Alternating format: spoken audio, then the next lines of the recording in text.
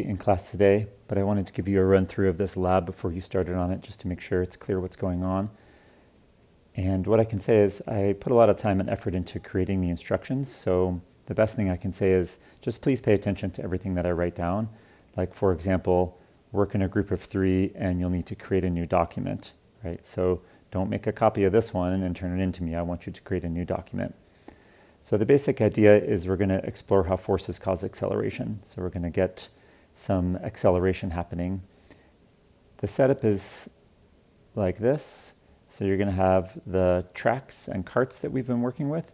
There's a string attached to the cart that goes over a pulley, and then there's a little hanger over here that you can hang some weights on. So that's sort of the basic setup, and here's a diagram of that with some information on it that you might need. So make sure that you're grabbing the things that you need. You'll need a little set of weights that looks like this. The cart probably already has a string attached to it. It's over in the bin on the counter. And there's going to be 2 parts to this lab. The first part is going to be changing mass. So reading this, it says the idea is to see what happens when the acceleration of the cart as you add mass to the top of the cart. So the basic idea for part 1 is you're going to leave all this the same over here, and you're going to be plunking more and more mass on top of the cart and seeing what happens to the acceleration. So you'll start with the cart just by itself, empty, and then you'll open up graphical analysis. You're going to make a graph of the velocity of the cart as you let the cart go. It's obviously going to speed up because of this weight hanging over here. You're going to figure out the acceleration from the graphs you get, and then you're going to plunk a little weight on top of it. The little weights look like this. So you're going to plunk a little weight on top of the cart, and then you're going to run it again and see what happens, and then plunk another weight on and run it again and see what happens, and do that 5 times. And that's all down in the procedure here. I still want you to read this procedure even though I've just told you what to happen. You're going to need to make a data table. You're going to need to plot your results in Desmos. You've got to think about what's going on here.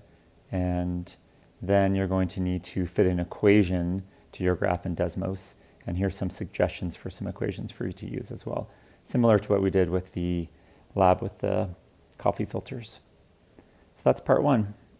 Part 2 is going to be the same setup, and this time we're going to change the force and we're going to keep the mass the same.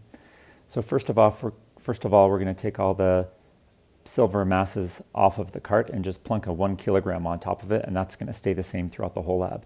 And that just helps make a little more mass here so the accelerations don't get too fast. And then in this part of the lab, let me go back up to the diagram.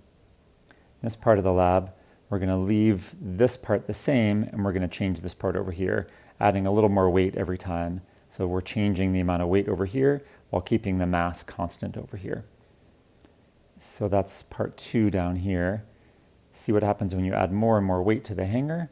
And you can read through my instructions. Remember, when we measure weight, we're measuring weight in newtons and not kilograms. So you're going to have to pay attention to that. And then once again, you're going to use Desmos and make a plot of your results. There's a few follow-up questions that I'd like for you to answer.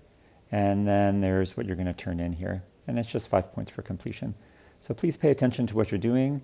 I'm giving you a lot of responsibility to take advantage of working by yourselves in the lab. There'll be a substitute in the class, but not sure if they're going to be familiar with any of the lab equipment. So be careful and work hard.